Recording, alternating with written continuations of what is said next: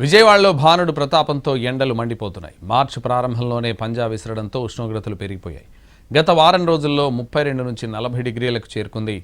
ఎండ తీవ్రతతో జనం అల్లాడిపోతున్నారు. మధ్యాహ్నం పూట బయటకు వచ్చేందుకు జంకుతున్నారు. ఇప్పుడే ఇలా ఉంటే ఏప్రిల్ మే నెలలో ఎలా ఉంటుందో అని బెంబేలెత్తిపోతున్నారు. ఇక ఇదే అంశానికి సంబంధించి మరింత సమాచారం మా ప్రతినిధి శ్రీకాంత్ అందిస్తారు.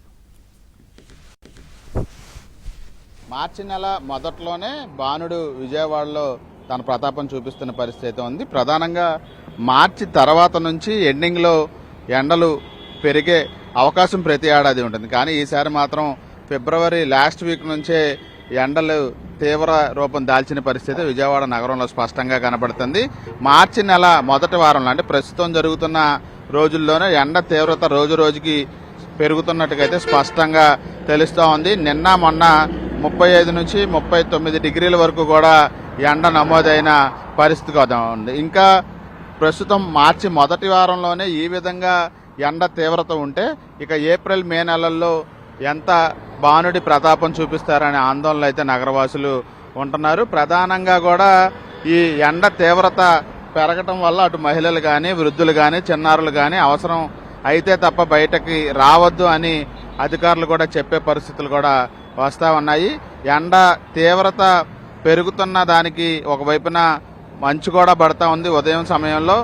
అదేవిధంగా పగటి సమయంలో ఎండ తీవ్రత కూడా ఎక్కువగా ఉంటుంది. 11 గంటల తర్వాత నుంచి వేడిమి ఎక్కువగా ఉండటం వల్ల నగరంలోని రోడ్లపై తిరగలేని పరిస్థితులు అప్పుడే ఎదురవుతా ఉన్నాయి. సాధారణంగా రాష్ట్రంలో ఎండలను ఒకసారి పరిశీలిస్తే విజయవాడ నగరాన్ని బ్లేజ్వాడ అని కూడా అంటారు. ఎందుకంటే అక్కడ ఎండల తీవ్రత అంత ఎక్కువగా ఉంటుంది కాబట్టి నగరంలో దాన్ని బ్లేజ్వాడ అని కూడా పిలుస్తారు. ఈ నేపథ్యంలో ఈ ఏడాది చలి కూడా ఎక్కువ రోజులు కూడా ఉన్న నేపథ్యంలో అదే తీవ్రత ఎండల్లో కూడా ఉంటుందని కూడా అటు వాతావరణ శాఖ అధికారులు అంచనా వేస్తా ఉన్నారు. అయితే దాని ప్రభావం అప్పుడే మార్చి మొదటి వారంలోనే వస్తుందనేది మాత్రం తాజాగా ఉన్నటువంటి ఎండ తీవ్రతను పరిశీలిస్తే అయితే అర్థమవుతోంది. ప్రస్తుతం విజయవాడ నగరంలోని ప్రధాన రహదారి ఏలూరు రోడ్లో మనం ఉన్నాము.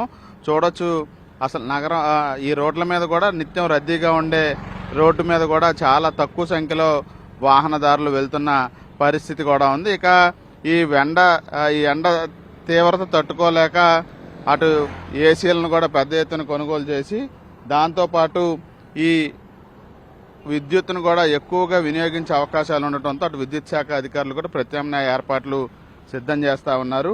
దీంతో పాటుగా ఎండ తీవ్రతకి సంబంధించి నగరవాసులకి ఎప్పటికప్పుడు అలర్ట్ మెసేజ్లు ఇచ్చే విధంగా అటు కార్పొరేషన్తో పాటు వాతావరణ శాఖ అధికారులు కూడా సిద్ధమవుతున్న పరిస్థితి కూడా ఉంది. నగరంలో ఈ భానుడి ప్రతాపానికి రాకపోకలు సాగించలేని పరిస్థితులు అయితే ప్రస్తుతం నగరంలో కనబడతా ఉన్నాయి. మరోవైపు వడగాలుల తాకిడి ఇంకా మొదలు కాలేదు.